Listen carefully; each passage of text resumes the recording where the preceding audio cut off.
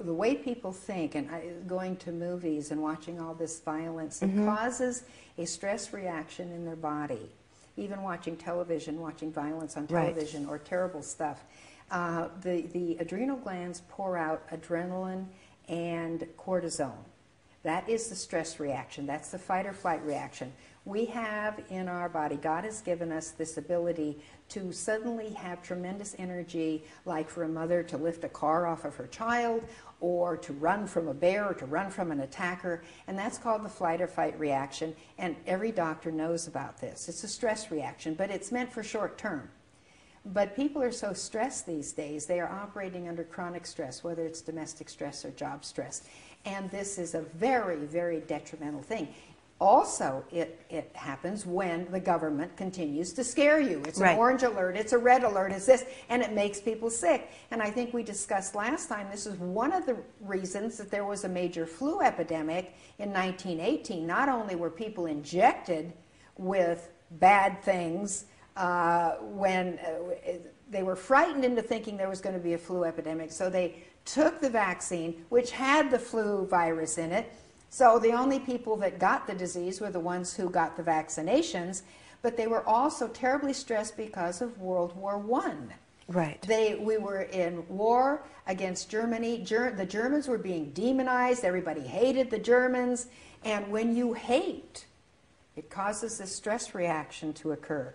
When you hold grudges, whether it's against a friend or against a nation, and then they were sending their boys off to war, and they were being killed in war, and then all the stress of the families going through that. So we were a nation waiting for a bad disease to come along.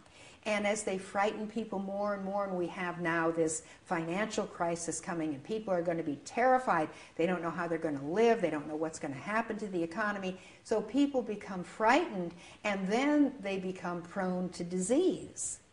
Right. And so that's another way the government causes people to die, and then people become despondent, and they get on drugs, and then they kill themselves or kill their children or whatever, because many of these antidepressants cause people to be suicidal depressed or homicidal. Exactly. Exactly. That's right. And this is all part of the plan. Right. All these SSRI you're saying that antidepressants. Yeah, you're saying those side effects that we hear running by with in a very quick tone at the end of an advertisement. That if you have any brain at all, you wouldn't put the stuff in your mouth. Yes. Right. Do you think that it's a byproduct of, or are these things created knowing that there are these side effects? Oh, they know that. They know it. Absolutely, they know it. In fact, one of the big pharmaceutical guys, I can't remember if it was Eli Lilly or Merck, said, our goal is to get everybody on drugs. Right. Everybody on drugs. And so drugs are just used for everything. Instead of people saying, oh, well, now I've got a cold, need to get some rest, and I need to drink water, and I need to eat very light meals and let my body cleanse itself. No. I got to take something. I'll go to Starbucks. I'll get a triple venti today. And I'll go to the doctor and get some antibiotics, which don't work for viruses anyway, and give me some pills. Just give me some pills. Mm-hmm. People don't want to change the way they live. Let me ask you this, Lorraine. With what's coming up with the economy, what's already in the works, well underway, I think you feel, as a lot of people do, that this is kind of an end game to the way we have been living in the past. Yes. And I certainly, from everything I've read and seen, I would tend to agree. But I also look at it as a mixed blessing. There may be a blessing in this. Oh, of course. For us to regain something that we didn't have while we were in the mill. Can you talk about your perspective on it? Oh, well, these are all blessings. They're all blessings.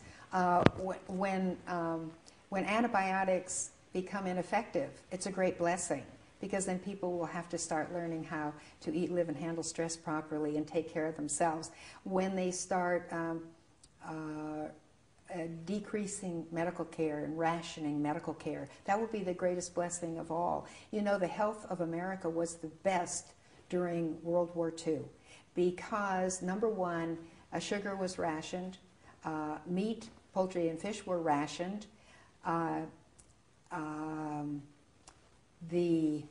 Everybody had what was called a victory garden in their backyard. I remember those. I'm old enough. Mm-hmm. And so they were eating vegetables out of their garden. And the biggest reason that people were so well is all the doctors were overseas. Seriously, okay? And so people had to start learning how to take care of themselves. So when they start rationing medical care, and they're going to ration medical care because they don't want people to live. Right. And doctors in the emergency room are going to be given the right, and this has already happened in some countries, the doctors are going to be given the right, if you bring your father in who's elderly, and maybe he has an arrhythmia, an unstable heart rate, and the ER doctor, who doesn't know your father at all, doesn't know his quality of life or anything, will be able to have the right to assess your father in 5 minutes, doesn't know anything about him, decide on his own whether this person has a decent quality of life or not. And if he decides he doesn't, then he can just say there's nothing we can do. When inserting a pacemaker would be easy to do. And so people are going to be making these life and death decisions, doctors in emergency rooms, and they will be denying care right and left. And HMOs are denying care. I can tell you some horror stories about what these HMOs are doing. And so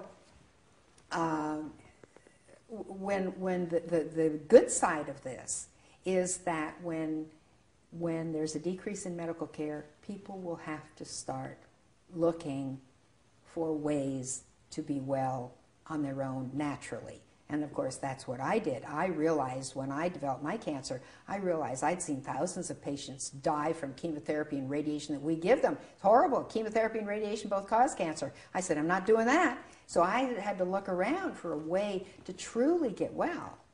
And everybody is eventually going to have to learn how to do that. We have to go back to the simpler things of life. When I was growing up, there was no television when I was a kid. And so guess what we did? People came over, we played ping pong, and we played board games, and we had popcorn, and we had a wonderful time. Absolutely. I view it exactly the same way you do. And people will go back to that. And my parents got married at the height of the Depression. I mean, they were really poor.